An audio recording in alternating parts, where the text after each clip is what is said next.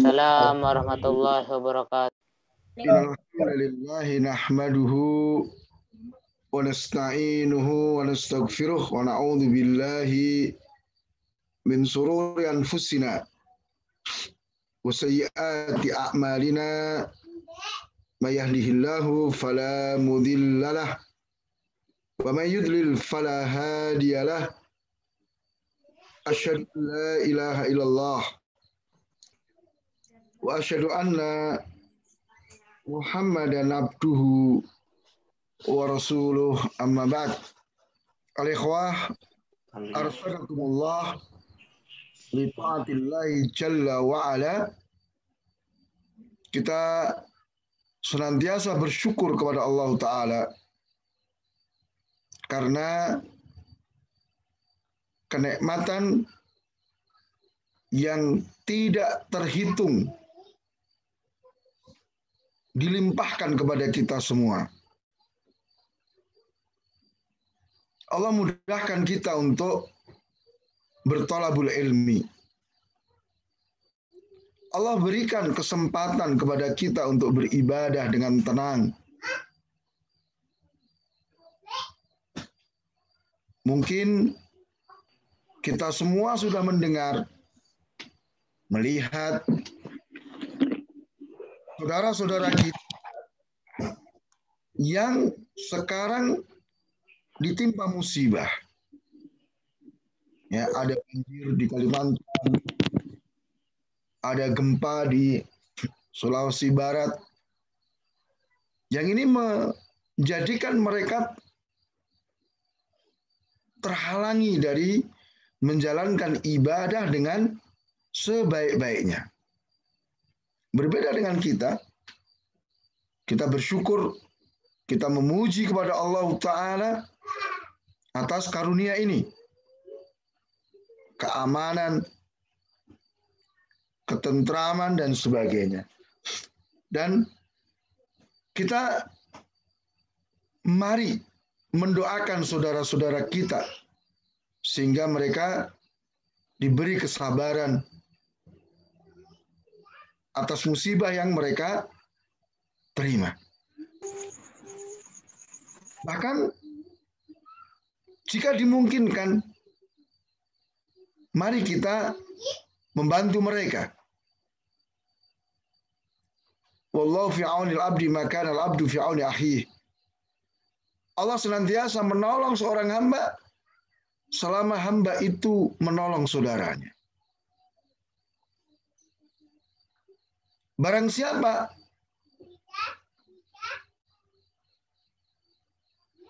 memudahkan urusan saudaranya, Allah akan mudahkan urusan dia di dunia dan di akhirat.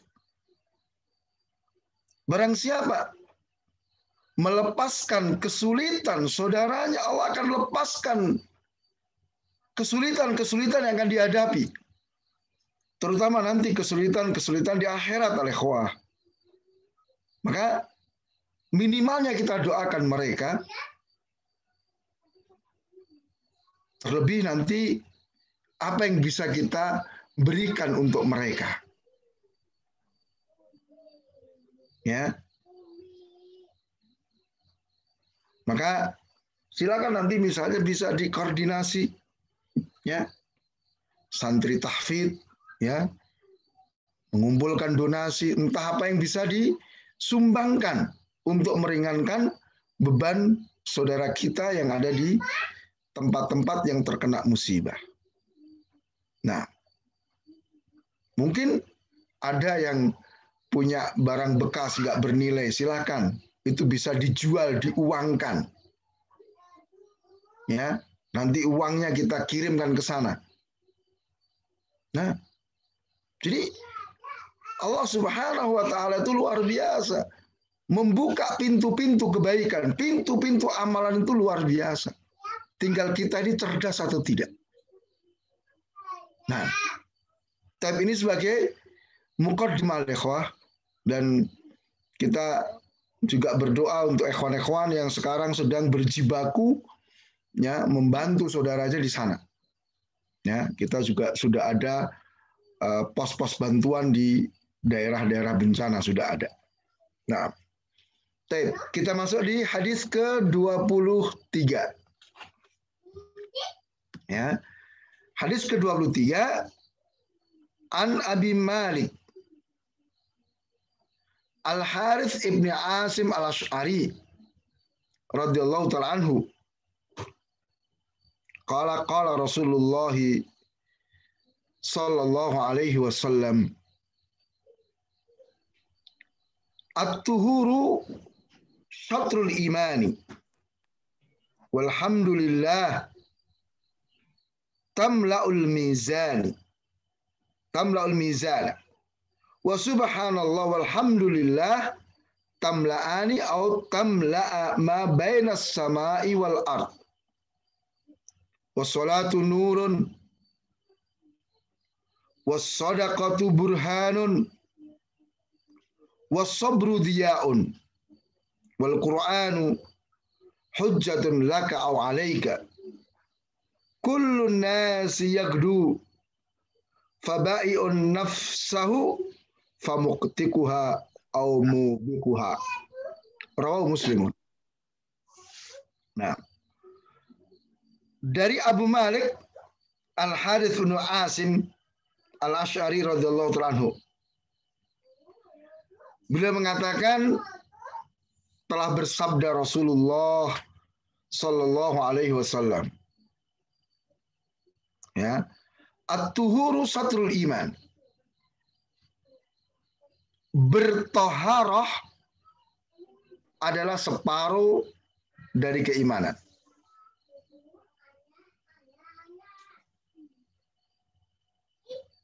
Kemudian alhamdulillah, ucapan alhamdulillah itu memenuhi timbangan.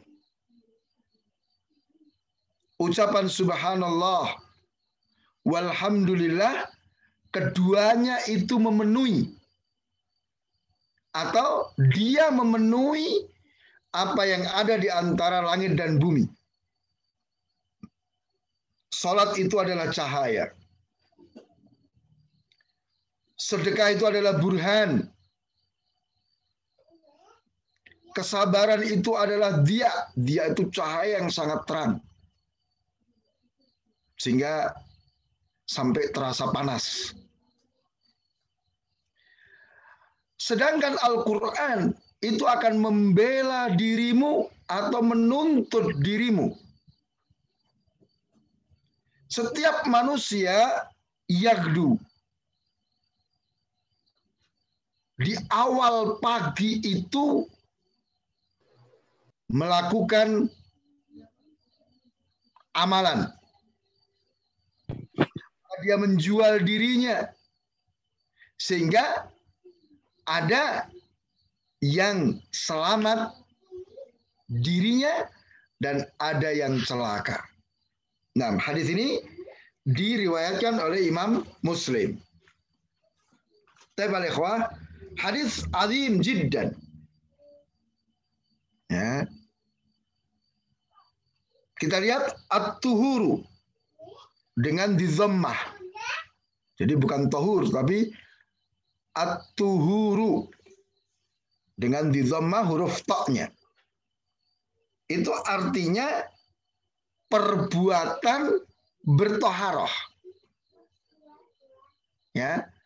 Aktivitas mensucikan diri. Maka toharoh di sini bisa bermakna berwudu. Bisa juga mandi. Kemudian perbuatan mensucikan diri itu ada dua. Ada seseorang melakukan toharah untuk mensucikan badan fisiknya, badan, pakaian ataupun tempat. Yang kedua adalah at-tuhur, seorang melakukan taharah untuk membersihkan dan mensucikan batinnya. Nah, Sedangkan yang dimaksud dalam hadis ke-23 dengan at-tuhur itu adalah ya perbuatan bertoharoh untuk mensucikan anggota badan. Ya, toharoh dalam istilah ulama fikih. Itu bukan toharoh untuk mensucikan batin. Nah,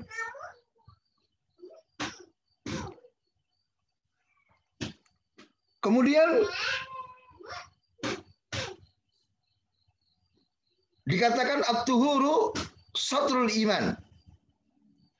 Satru itu nisfu. Ya, setengah dari keimanan. Ya. Jadi ini bisa kita lihat dari syariat-syariat agama. Maka perbuatan melakukan taharah itu separuhnya. Nah, kemudian ucapan alhamdulillah itu memenuhi timbangan. Ya. Kemudian ucapan subhanallah walhamdulillah itu kedua ucapan itu memenuhi tempat ruang antara langit dan bumi. Ada keraguan dari rawi apakah keduanya memenuhi ataukah masing-masingnya memenuhi tamla'u antara langit dan bumi. Apakah maksudnya ucapan subhanallah saja itu sudah memenuhi antara langit dan bumi. Kemudian alhamdulillah juga memenuhi langit dan bumi sendiri-sendiri. Ataukah keduanya harus digabung baru memenuhi langit dan bumi. Kemudian ya, salat itu cahaya. Ya, nur itu cahaya secara keumuman. Kemudian sedekah burhan, burhan di situ sebetulnya juga cahaya, cuma lebih terang daripada nur. Ashabu dia ini adalah yang paling terang. Ya, sehingga di dalam hadis ini kita dapati penyebutan cahaya dengan 3 tingkatannya.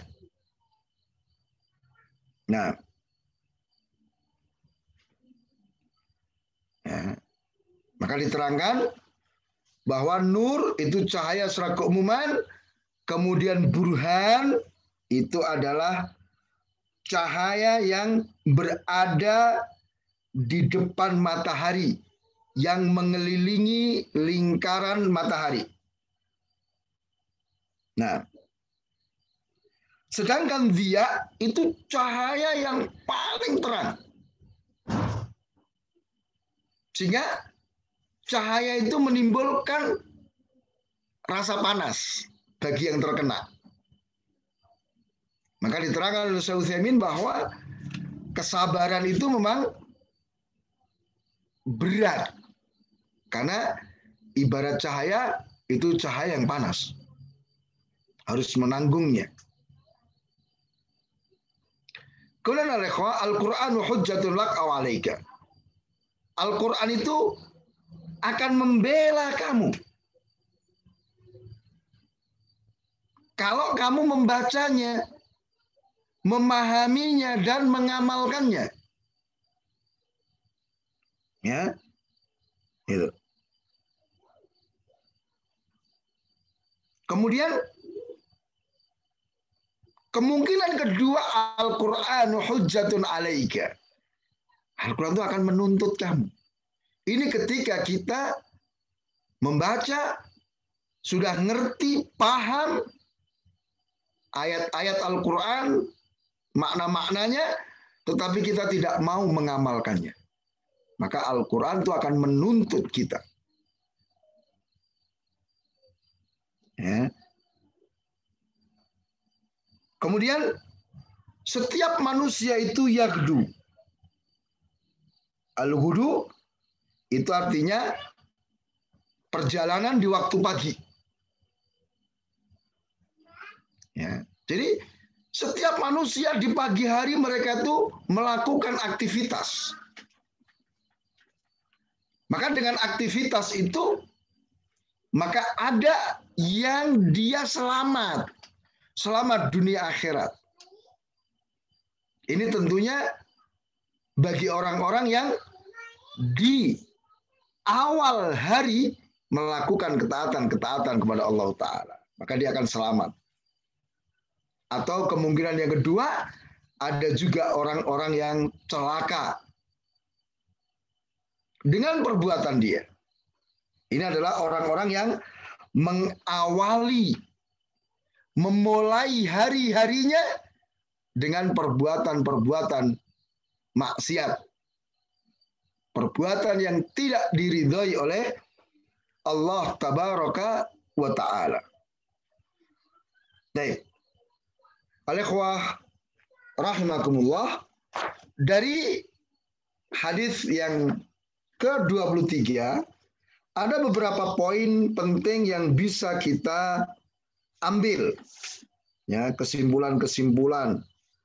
Yang pertama, keutamaan melakukan toharoh. Apakah itu wudhu, mandi, atau yang semisalnya.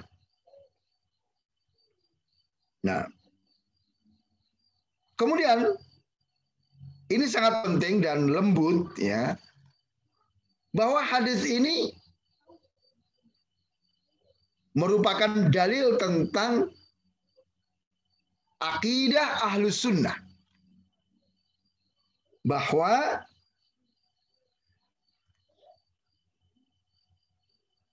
amalan itu merupakan keimanan. Ya, Ahlus Sunnah mengatakan bahwa iman itu keyakinan dalam hati, ucapan dengan lisan, dan amalan anggota badan. Nah, di sini dikatakan at-tuhuru, berarti apa? Perbuatan bertoharoh itu separuh dari keimanan. Maka ini dalil yang menunjukkan bahwa amalan adalah termasuk keimanan.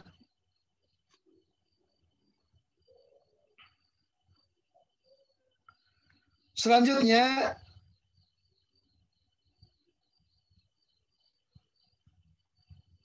ada anjuran untuk senantiasa menjaga wudhu.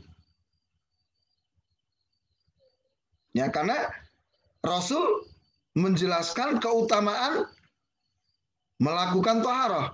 At-tuhuru satrul iman. Maka di sini ada anjuran untuk kita senantiasa menjaga wudhu. Nah, dan hanya orang-orang yang beriman yang senantiasa menjaga wudhunya. Ya, maka hendaknya kita ini ketika batal wudhu kita segera berwudhu lagi. Ya kan? Karena perbuatan melakukan wudhu itu separuh dari keimanan. Maka banyak-banyaklah berwudhu, sering-seringlah berwudhu ketika kita batal. Kemudian dari hadis tadi ada keutamaan tahmid. Keutamaan bacaan tahmid, bacaan alhamdulillah. Ternyata apa? Nilai dari bacaan alhamdulillah itu memenuhi timbangan. Timbangan seorang hamba nanti pada hari kiamat. Nah, maka upayakan untuk kita senantiasa, ya, alhamdulillah. Apapun keadaannya, kan Rasul sendiri juga mengajarkan kepada kita. Ketika kita mendapatkan nikmat, apa yang kita ucapkan? Dapat nikmat. Alhamdulillahilladzi bi ni'matihi tatimmus shalihat. Alhamdulillah alladzi bi ni'matihi tatimmus shalihat. Kalau dapat musibah, dapat sesuatu yang tidak menyenangkan, Alhamdulillah ala kulli hal. Alhamdulillah ala kulli hal. Tuh. Jadi enggak usah marah-marah, jengkel, keluar kata-kata yang tidak baik, udah ucapan alhamdulillah ala kulli hal. Karena apapun yang ditetapkan oleh Allah untuk kita itu sebetulnya baik untuk kita. Cuman kitanya yang tergesa-gesa. Coba mungkin kalian mendengar berita kejadian jatuhnya Sriwijaya Air kemarin itu. Itu kan ada satu keluarga yang tidak jadi naik pesawat. Kenapa? Dia nggak mau, terlalu mahal biaya tes PCR untuk deteksi COVID. Ya, akhirnya kan dia mungkin bisa jadi awalnya tuh jengkel, wah kenapa mesti harus pakai tes ini itu, saya dia nggak jadi naik pesawat. Ya, tapi dalam waktu yang tidak lama akhirnya apa? Dia bersyukur atau tetap jengkel? Bersyukur. Alhamdulillah tadi nggak jadi naik pesawat. Ya kan? Nah, kalau jadi naik pesawat, mati juga aku kemungkinan besarnya. Nah, maka ini ucapan yang sangat luar biasa. Sering-sering alhamdulillah. Apapun yang terjadi pada kita, alhamdulillah. Karena Allah yang maha sempurna, yang memiliki nama dan sifat yang mulia, tidak mungkin menentukan, melakukan sesuatu yang jelek. Ya, semua ada hikmah, cuman kadang kita tergesa, nggak mau memahami hikmahnya. Kemudian faedah lain,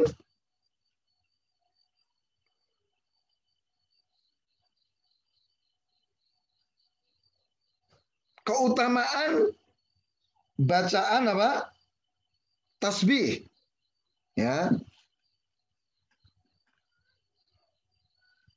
Apa? Hadisnya wa subhanallah walhamdulillah. Ya. Dua bacaan ini pahalanya itu memenuhi tempat antara langit dan bumi. Luar biasa berarti. Gede banget. Ya. Bahkan kalau kita lihat dalam riwayat itu, ya,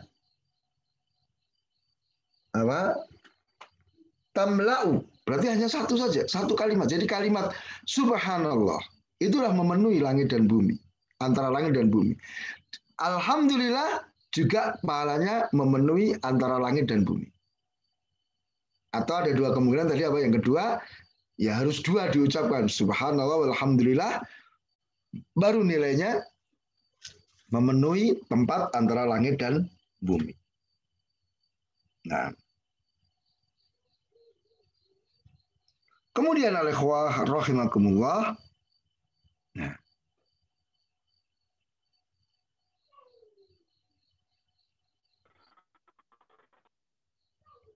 hadis ini juga menunjukkan keutamaan sholat. Karena sholat itu nurun, cahaya. Dengan kita menjaga sholat, kita akan memiliki cahaya. Sehingga kita bisa berjalan di jalan yang benar. Nah, ingat al-ikhwah, kehidupan dunia itu dipenuhi dengan zulumat, kegelapan-kegelapan. Kegelapan syubhat, kegelapan syahwat. Maka dengan kita sholat, kita memiliki cahaya. Cahaya yang diberikan oleh Allah kepada kita tergantung kualitas sholat yang kita lakukan. Kan gitu. Semakin bagus sholatnya, ya berarti semakin terang cahayanya. Nah, juga menjelaskan tentang keutamaan apa? Sedekah. Ya. Ada ulama yang menjelaskan kenapa sedekah dikatakan burhan. Burhan itu bukti. Bukti yang jelas. Jadi siapapun memiliki rasa senang terhadap harta. Ya. Allah sendiri sudah mengabarkan zuyyina lin-nasi hubbus syahawati ila akhir ayat. Ya. Telah dihiasi pada manusia itu dengan rasa senang, dengan syahwat dan seterusnya sampai harta-harta itu. Maka tidak benar ya kalau ada yang mengatakan, oh saya nggak senang harta kok. Bohong itu. Semua itu senang dengan harta, karena fitrah. Cuma nanti tingkat kesukaan kepada harta beda-beda. Ada yang sekedarnya saja, ada yang melampaui batas. Wa tuhibbunal mala hubban jamma. Itu melampaui batas. Maka ketika seseorang dia melakukan sedekah, dia infakkan, dia bayar zakat. Ini bukti keimanan dia. Ya, burhan. Sedekah itu sebagai bukti keimanan dia, bukti ketundukan dan kecintaan dia kepada Allah dan Rasul-Nya. Kemudian as-sabru dhiyaun. Kesabaran itu adalah cahaya yang sangat terang sekali. Ada yang menjelaskan bahwa as-sabru yang dimaksudkan di situ adalah puasa. Ya, karena berat kan puasa itu, kita mengalami kesulitan-kesulitan, kita merasakan haus, lapar, capek, dan seterusnya. Sehingga digambarkan sebagai cahaya yang sangat terang yang terasa panas ketika kena badan kita. Ya, kesabaran dengan 3 jenisnya. Sabar dalam menjalankan ketaatan, sabar menahan diri dari melakukan maksiat, sabar ketika mendapatkan takdir yang tidak mencocoki dirinya. Nah, itu semua adalah dia. Karena dibutuhkan perjuangan untuk bisa menahan diri itu. Sebagaimana ketika kita mendapatkan cahaya yang sangat terang, yang panas. Baik. Kemudian al-ikhwah rahimakumullah,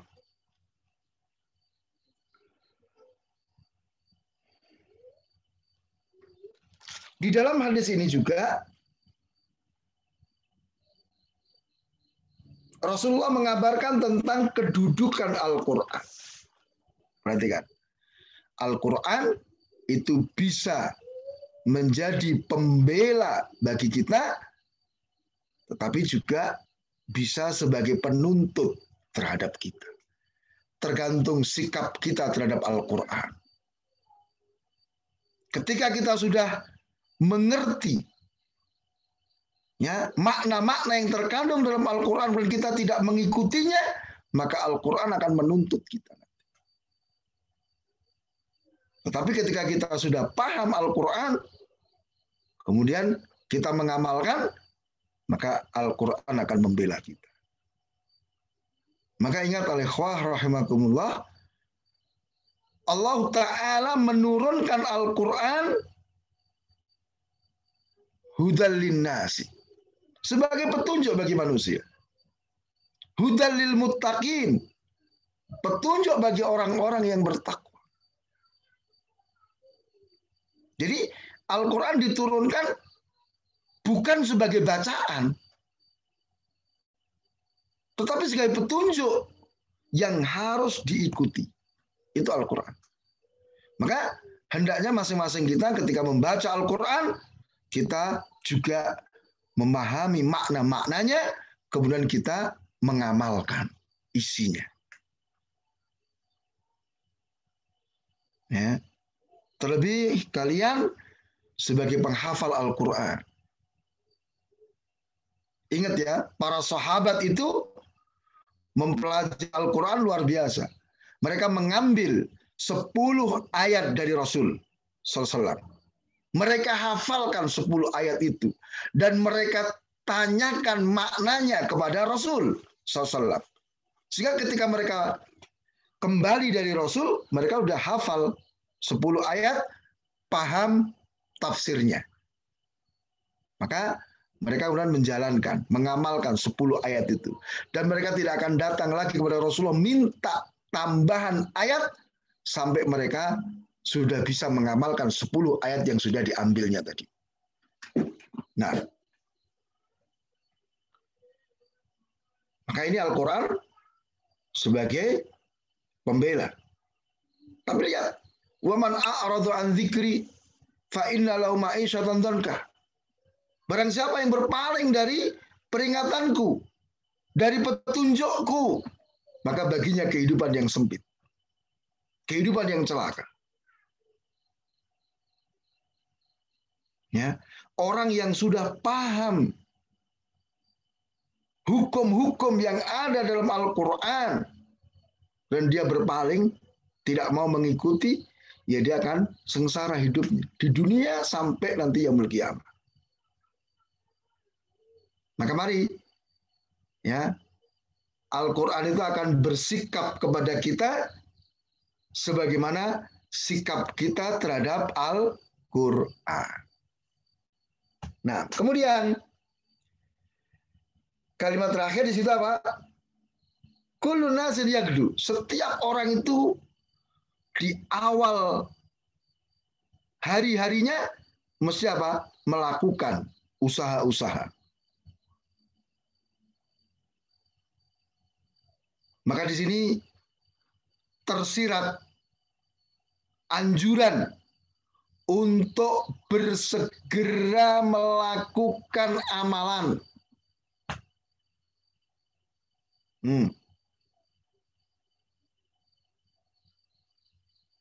Rasulullah SAW juga mengatakan apa? Allahumma barik fi ummati fi bukuriha. Ya Allah, berkailah untuk umatku di waktu paginya.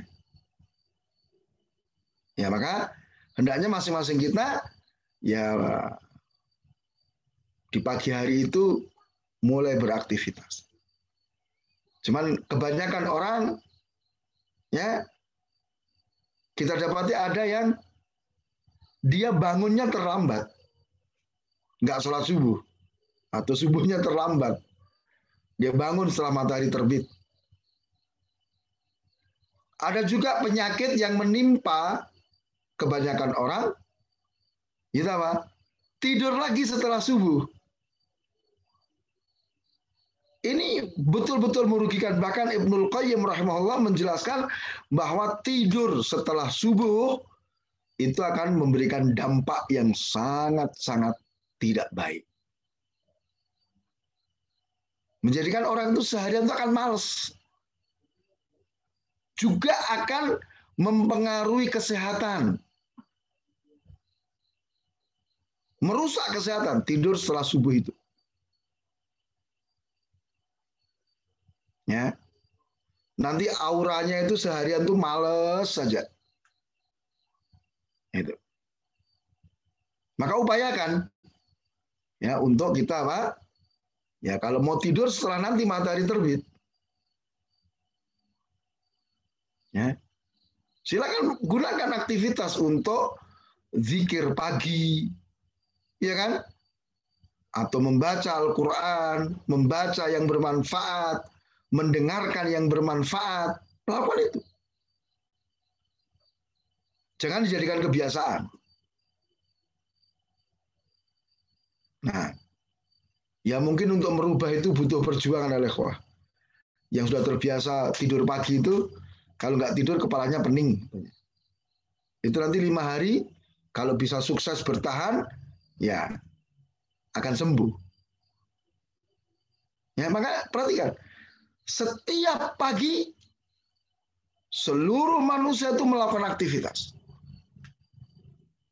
Yang dengan kegiatan aktivitas itu ada yang sukses, selamat dunia akhirat, ada yang celaka.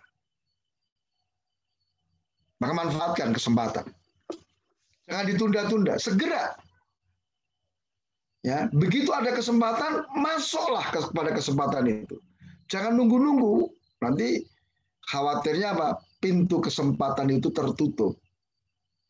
Dan ingat, kesempatan tidak akan datang 2 kali. Waktu kita, ikhwah, ya sekarang. Apa yang sudah berlalu dari kita nggak bisa ditarik lagi, tuh. Nggak bisa datang lagi ke kita kan? Yang sudah lewat. Sedangkan waktu yang akan datang, nanti besok, belum tentu umur kita sampai ke sana. Ya. Maka kesempatan itu kapan? Ya sekarang. Ya, jadi kalau kita ingat seperti ini, kita akan menjadi orang-orang yang semangat, bersungguh-sungguh, memanfaatkan kesempatan, tidak menyia-nyiakan waktu. Nah, karena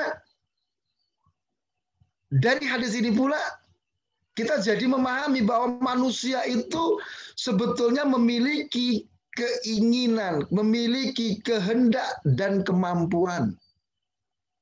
Ini sebagai bantahan terhadap kelompok Jabariyah. Nah, di waktu pagi itu kan terserah kita. Kita mau balik tidur lagi, kita mau bermaksiat, kita mau melakukan ketaatan, itu kan tergantung kita. Terserah kita. Dan hasilnya pun ya kita akan menanggungnya.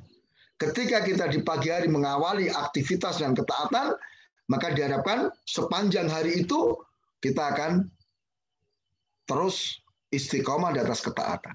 Tapi ketika awalnya itu sudah jelek, dikhawatirkan sepanjang hari itu kita jatuh dalam kejelekan-kejelekan.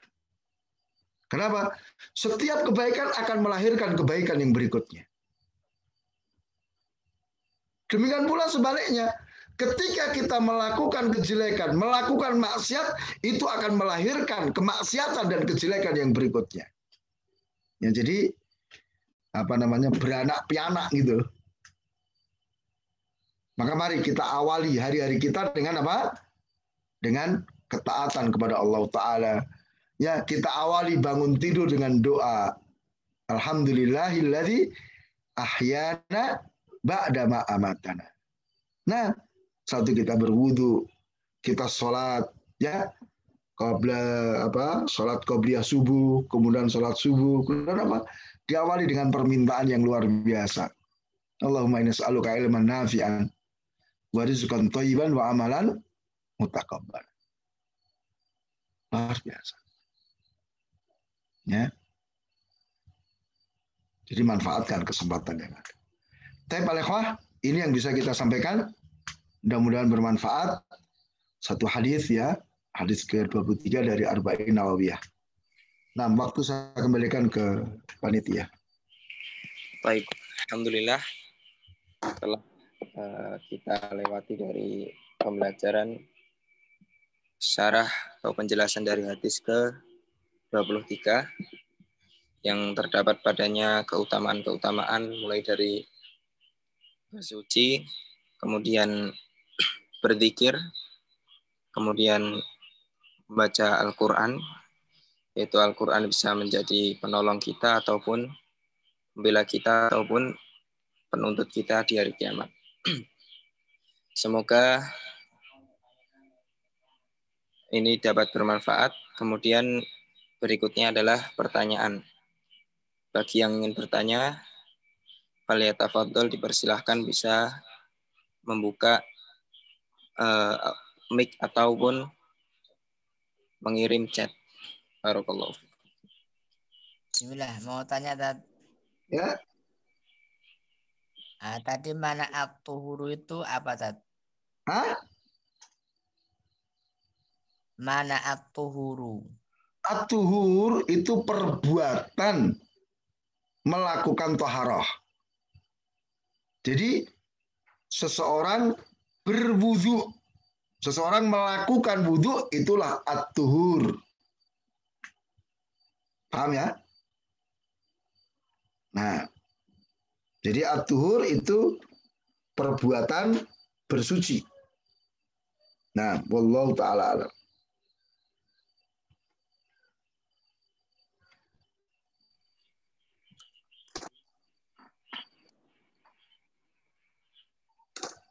Kemudian ada yang lainnya yang ingin bertanya. Kita berikan waktu 5 menit. Jika tidak ada pertanyaan, maka kajian pada malam hari ini kita tutup.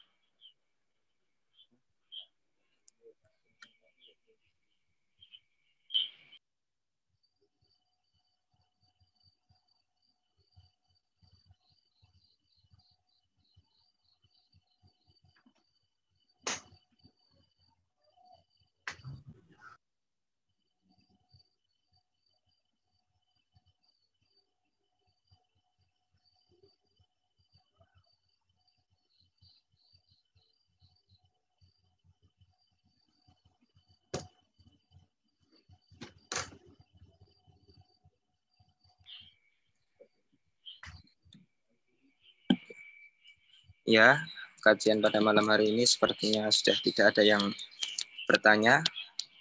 Semoga apa yang telah disampaikan bisa bermanfaat bagi kita di dunia maupun di akhirat. Innahu huwal waliyyu ala dzalika wal qadiru alaih. Semoga Allah membimbing kita, menggerakkan lisan-lisan kita untuk selalu berzikir kepadanya dan menjadikan kita ahlul Quran. Amin. Allahumma fa'ana bima 'allamtana wa an yazidna ilman wa hudan wa tuqan innahu huwal waliyyu ala dzalika wal qadiru alaih. Sallallahu ala nabiyyina Muhammad wa ala alihi wa sahbihi ajma'in. Kami ucapkan jazakallahu khairan. Terima kasih yang sebanyak-banyaknya kepada antum semua dan khususnya kepada Ustadz Al-Ustadz Abu Hafizahullah Ta'ala. Assalamualaikum warahmatullahi wabarakatuh. Waalaikumsalam Waalaikumsalam warahmatullahi wabarakatuh. Waalaikumsalam warahmatullahi wabarakatuh.